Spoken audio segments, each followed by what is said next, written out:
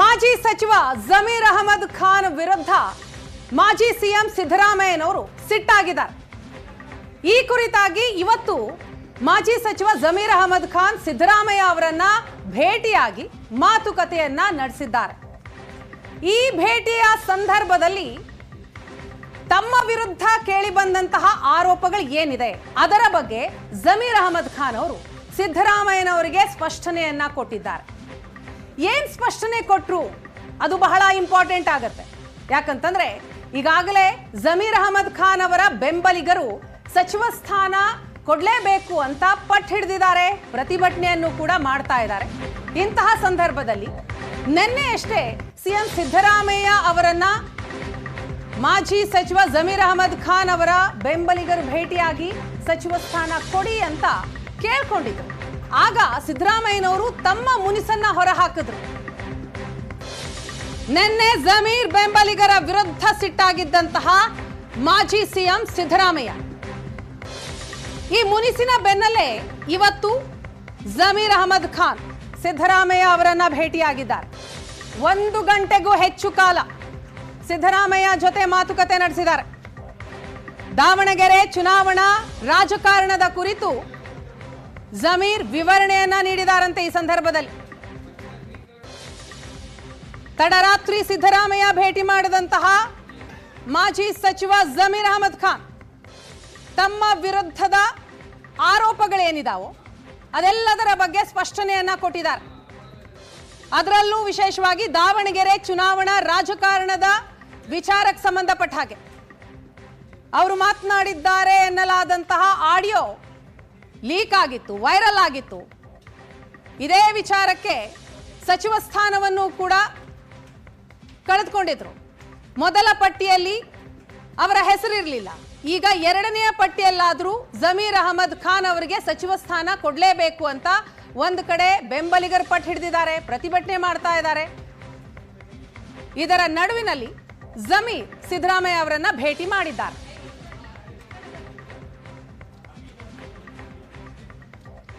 ನಿನ್ನೆ ಜಮೀರ್ ಅವರ ಆಪ್ತರೊಬ್ರು ಬಂದು ಸಿದ್ದರಾಮಯ್ಯನವರ ಬಳಿ ಜಮೀರ್ಗೆ ಸಚಿವ ಸ್ಥಾನ ಕೊಡಿ ಅಂತ ಕೇಳಿದ್ರು.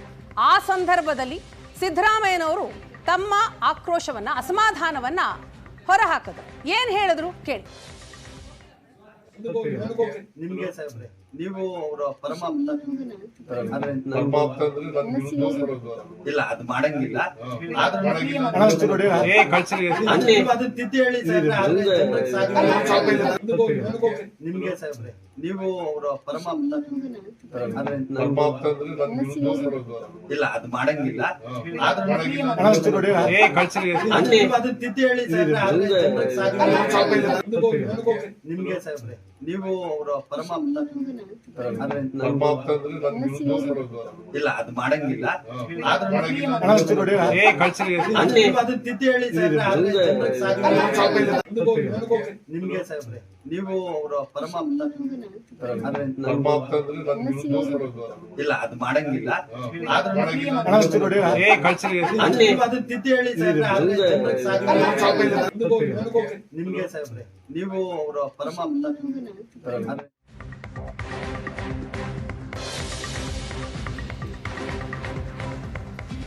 ಜಮೀರ್ ಅಹಮದ್ಗೆ ಸಚಿವ ಸ್ಥಾನ ಕೊಡಲೇಬೇಕು ಅಂತ ಒತ್ತಾಯಿಸಿ ಸೋಮವಾರ ಪಾದರಾಯನಪುರ ಬಂದ್ಗೆ ಘೋಷಣೆ ಮಾಡಲಾಗಿದೆ.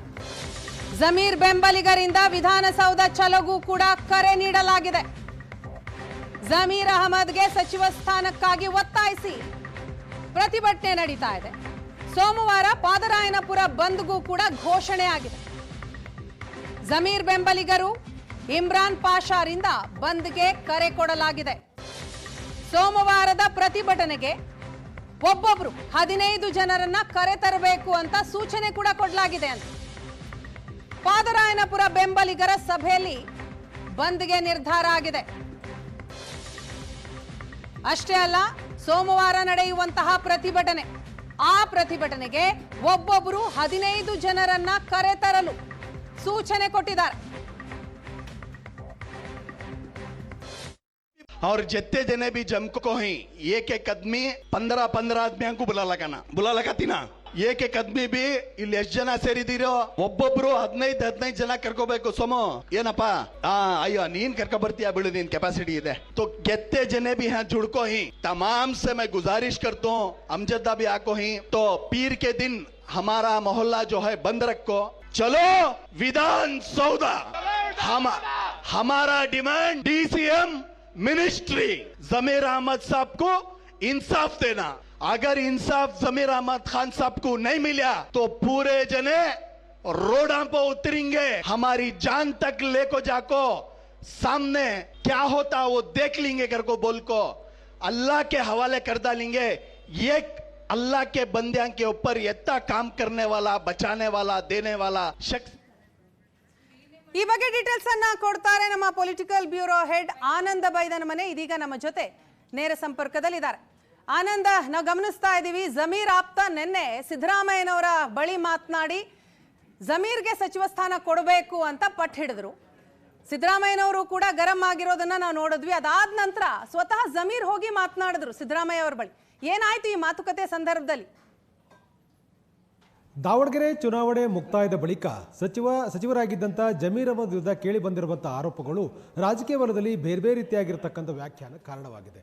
ಮುಖ್ಯವಾಗಿ ಜಮೀರ್ ಅಹಮದ್ ಅವರು ಇಡೀ ಚುನಾವಣಾ ರಣಕರಣದಲ್ಲಿ ಪಕ್ಷ ವಿರೋಧಿಯಾಗಿ ನಡ್ಕೊಂಡಿದ್ದಾರೆ ಅನ್ನುವಂಥ ರೀತಿಯಲ್ಲಿ ಚರ್ಚೆಗಳಾಗ್ತಾ ಇದೆ. ಆ ಕಾರಣಕ್ಕಾಗಿ ಸಹಜವಾಗಿಯೇ ಮುಖ್ಯಮಂತ್ರಿಗಳು ಕೂಡ ಒಂದು ಹಂತದಲ್ಲಿ ಜಮೀರ್ ಅವ್ರ ಬಗ್ಗೆ ಅಸಮಾಧಾನವನ್ನು ವ್ಯಕ್ತಪಡಿಸಿದ್ದಾರೆ ಅಂತಕ್ಕಂಥ ವಿಡಿಯೋಗಳು ಕೂಡ ಹರಿದಾಡ್ತಾ ಇದೆ. ಅಂದರೆ ಮಾಜಿ ಮುಖ್ಯಮಂತ್ರಿ ಸಿದ್ದರಾಮಯ್ಯವ್ರನ್ನ ಭೇಟಿ ಮಾಡಿದ ಜಮೀರ್ ಅಹಮದ್ ಅವರ ಬೆಂಬಲಿಗರು ಜಮೀರ್ ಅವರನ್ನು ಮಂತ್ರಿ ಮಾಡಬೇಕು ಅಂತ ಒತ್ತಾಯ ಮಾಡಿದಾಗ ಸಿದ್ದರಾಮಯ್ಯವರು ನಕಾರಾತ್ಮಕವಾಗಿ ಮಾತಾಡಿದ್ದಾರೆ ಅಂತಕ್ಕಂಥ ಒಂದು ಅಭಿಪ್ರಾಯಗಳು ಕೂಡ ಕೇಳಿ ಬರ್ತಾ ಇದೆ.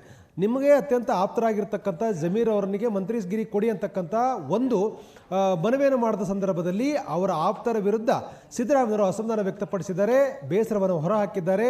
ಆಪ್ತರಾಗಿದ್ದ ಮಾತ್ರಕ್ಕೆ ನನ್ನ ವಿರುದ್ಧ ಮಾಡಬಹುದು ಅಂತಕ್ಕಂಥ ಪ್ರಶ್ನೆಯನ್ನು ಕೂಡ ಸಿದ್ದರಾಮಯ್ಯ ಕೇಳಿದ್ದಾರೆ. ಇದು ರಾಜಕೀಯ ವಲಯದಲ್ಲಿ ದೊಡ್ಡ ಮಟ್ಟದ ಚರ್ಚೆ ಕೂಡ ಕಾರಣವಾಗಿತ್ತು. ಮೊದಲ ಪಟ್ಟಿಯಲ್ಲಿ ಜಮೀರ್ ಅಹಮದ್ ಅವರ ಹೆಸರು ಇಲ್ಲದೆ ಇರತಕ್ಕಂಥದ್ದು ಇಡೀ ಮುಸ್ಲಿಂ ರಾಜಕಾರಣ ಮತ್ತು ಪಕ್ಷದ ಸಂಬಂಧಪಟ್ಟಾಗೆ ಒಂದು ರೀತಿ ವ್ಯತ್ಯಾಸದ ಮಾತುಕತೆಗಳು ಕೂಡ ಪಕ್ಷದ ಒಳಗಡೆ ಕೇಳಿ ಬರ್ತಾ ಇತ್ತು, ನಡೀತಾ ಇತ್ತು. ಈ ಮಧ್ಯದಲ್ಲಿ ಸಿದ್ದರಾಮಯ್ಯವರೇ ಅಸಮಾಧಾನ ವ್ಯಕ್ತಪಡಿಸಿರ್ತಕ್ಕಂಥದ್ದು ರಾಜಕೀಯ ವಲಯದಲ್ಲಿ ಬೇರೆ ಬೇರೆ ರೀತಿಯಾಗಿರ್ತಕ್ಕಂಥ ವ್ಯಾಖ್ಯಾನ ಕಾರಣವಾಗಿದೆ. ಈ ಮಧ್ಯದಲ್ಲಿ ಪಕ್ಷದ ಮೇಲೆ ಒತ್ತಡ ಇರತಕ್ಕಂಥ ಪ್ರಯತ್ನಗಳು ಕೂಡ ಮುಂದುವರೆದಿದೆ. ಜಮೀರ್ ಅಹಮದ್ ಅವರನ್ನ ಮಂತ್ರಿ ಮಾಡಬೇಕು ಅಂತಕ್ಕಂಥ ಒತ್ತಾಯ ಕೂಡ ಜೋರಾಗಿದೆ. ಹಾಗಾಗಿ ಆಗಿರ್ತಕ್ಕಂಥ ಒಟ್ಟಾರೆ ಬೆಳವಣಿಗೆ ಹಿನ್ನೆಲೆಯಲ್ಲಿ ಜಮೀರ್ ಅಹಮದ್ ಇನ್ನು ಸಿದ್ದರಾಮಯ್ಯರನ್ನ ತಡರಾತ್ರಿ ಭೇಟಿ ಮಾಡಿ ವಾಸ್ತವವನ್ನು ವಿವರಿಸ್ತಕ್ಕಂಥ ಕೆಲಸವನ್ನು ಕೂಡ ಮಾಡಿದ್ದಾರೆ. ಅಂದರೆ ಇದು ಚುನಾವಣಾ ರಾಜಕಾರಣದಲ್ಲಿ ಆಗಿರ್ತಕ್ಕಂಥ ಒಟ್ಟಾರೆ ಬೆಳವಣಿಗೆಗಳು ಇದರಲ್ಲಿ ನನ್ನ ಪಾತ್ರ ಏನೂ ಇಲ್ಲ ಅಂತಕ್ಕಂಥದ್ದು ಮತ್ತು ತಮ್ಮ ವಿರುದ್ಧ ಬಂದಿರತಕ್ಕಂಥ ಆರೋಪಗಳು ಸುಳ್ಳು ಅನ್ನೋದ್ರ ಬಗ್ಗೆ ಸಮಜಾಯಿಷಿ ಕೊಡುವ ಪ್ರಯತ್ನವನ್ನು ಕೂಡ ಜಮೀರ್ ಅಹಮದ್ ಮಾಡಿದ್ದಾರೆ. 1 ಗಂಟೆಗೂ ಹೆಚ್ಚು ಕಾಲ ನಡೆದಂಥ ಮಾತುಕತೆಯ ಸಂದರ್ಭದಲ್ಲಿ ಜಮೀರ್ ಅಹಮದ್ ತಮ್ಮ ವಿರುದ್ಧ ಕೇಳಿ ಬಂದಿರತಕ್ಕಂಥ ಆರೋಪಗಳಿಗೆ ಸಮಜಾಯಿಷಿ ಕೊಟ್ಟಿದ್ದಾರೆ, ವಿವರಣೆಯನ್ನು ಕೊಟ್ಟಿದ್ದಾರೆ. ಸಿದ್ದರಾಮಯ್ಯರಿಗೆ ಜಮೀರ್ ಅಹಮದ್ ಕೊಟ್ಟಿರ್ತಕ್ಕಂಥ ವಿವರಣೆಗೆ ಒಂದು ರೀತಿ ಇಡೀ ಪ್ರಕರಣ ಸುಖಾಂತ್ಯ ಆಗುವ ರೀತಿಯಲ್ಲಿ ಮಾತುಕತೆ ನಡೆದಿದೆ ಅನ್ನೋ ಚರ್ಚೆಗಳು ಕೂಡ ಇದೆ. ಯಾಕೆಂದರೆ ಸಿದ್ದರಾಮಯ್ಯ ನಿವಾಸದಿಂದ ಹೊರಬಂದಂಥ ಜಮೀರ್ ಅಹಮದ್ ನಗುತ್ತಲೇ ತಮ್ಮ ಸಿದ್ದರಾಮಯ್ಯ ಮನೆಯಿಂದ ಹೊರಟಿದ್ದಾರೆ ಅಂತಕ್ಕಂಥ ಮಾಹಿತಿಗಳು ಕೂಡ ಇರುವಂಥದ್ದು. ಯಾಕೆಂದರೆ ದಾವಣಗೆರೆ ಚುನಾವಣೆಯ ಸಂದರ್ಭದಲ್ಲಿ ಪಕ್ಷ ವಿರೋಧಿಯಾಗಿ ಜಮೀರ್ ಅಹಮದ್ ನಡೆದುಕೊಂಡಿದ್ದಾರೆ ಅನ್ನುವಂಥ ಆರೋಪದ ಹಿನ್ನೆಲೆಯಲ್ಲಿ ಮೊದಲ ಪಟ್ಟಿಯಲ್ಲಿ ಅವರ ಹೆಸರು ಮಿಸ್ ಆಯಿತು ಅಂತಕ್ಕಂಥ ಚರ್ಚೆಗಳು ಕೂಡ ಇದೆ. ಡಿಸಿಎಂ ಹುದ್ದೆಯ ರೇಸ್ನಲ್ಲಿದ್ದಂಥ ಜಮೀರ್ ಅಹಮದ್ ಅವರಿಗೆ ಮಂತ್ರಿ ಸ್ಥಾನವೂ ಕೂಡ ಸಿಗದೇ ಇರುವಂಥ ವಿಚಾರ ರಾಜಕೀಯ ವಲಯದಲ್ಲಿ ಬೇರೆ ಬೇರೆ ರೀತಿಯಾಗಿರ್ತಕ್ಕ ಚರ್ಚೆಯನ್ನು ಹುಟ್ಟುಹಾಕಿತ್ತು. ಇದರ ಮಧ್ಯದಲ್ಲಿ ಅವರ ಬೆಂಬಲಿಗರು ಈಗ ಜಮೀರ್ ಅಹಮದ್ ಅವರನ್ನು ಮಂತ್ರಿ ಮಾಡಬೇಕು, ಡಿಸಿಎಂ ಮಾಡಬೇಕು ಅಂತ ಒತ್ತಾಯಿಸಿ ಹೋರಾಟವನ್ನು ಕೂಡ ನಡೆಸ್ತಾ ಇದ್ದಾರೆ. ರಾಜ್ಯದ ಬೇರೆ ಬೇರೆ ಭಾಗದಲ್ಲಿ ನಡೆದಿರತಕ್ಕಂಥ ಹೋರಾಟದಲ್ಲಿ ಜಮೀರ್ ಅಹಮದ್ ಅವರಿಗೆ ಮಂತ್ರಿ ಸ್ಥಾನ ಕೊಡುವಂತೆ ದೊಡ್ಡ ಮಟ್ಟದ ಒತ್ತಾಯ ಕೂಡ ಕೇಳಿ ಬಂದಿದೆ.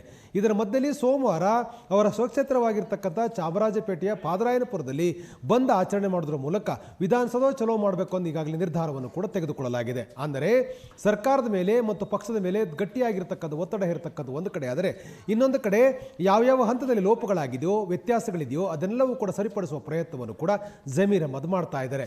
ಜಮೀರ್ ಅಹಮದ್ ಈ ಸರ್ಕಾರದಲ್ಲಿ ಅತ್ಯಂತ ಪ್ರಭಾವಿ ಸಚಿವರಾಗಿರ್ತಾರೆ ಅಂತಕ್ಕಂಥ ಚರ್ಚೆಗಳಿತ್ತು. ಆದರೆ ಮೊದಲ ಪಟ್ಟಿಯಲ್ಲಿ ಜಮೀರ್ ಅಹಮದ್ ಅವರ ಹೆಸರು ಮೈನಸ್ ಆಗಿರ್ತಕ್ಕಂಥದ್ದು ಇಡೀ ರಾಜಕೀಯ ವಲಯದಲ್ಲಿ ಬೇರೆ ಚರ್ಚೆಯನ್ನು ಹುಟ್ಟುಹಾಕಿದೆ. ಈ ಮಧ್ಯದಲ್ಲಿ ಸಿದ್ದರಾಮಯ್ಯರ ಭೇಟಿ ಮಾಡಿ ಸಮಜಾಯಿಷಿ ಕೊಟ್ಟಿರ್ತಕ್ಕಂಥ ಜಮೀರ್ ಅಹಮದ್ ಅವರಿಗೆ ಒಂದು ಆಶಾದಾಯಕವಾಗಿರ್ತಕ್ಕಂಥ ಭರವಸೆ ಸಿಕ್ಕಿದೆ ಅನ್ನುವಂಥ ಮಾಹಿತಿಗಳು ಕೂಡ ಇದೆ. Thank you Anand.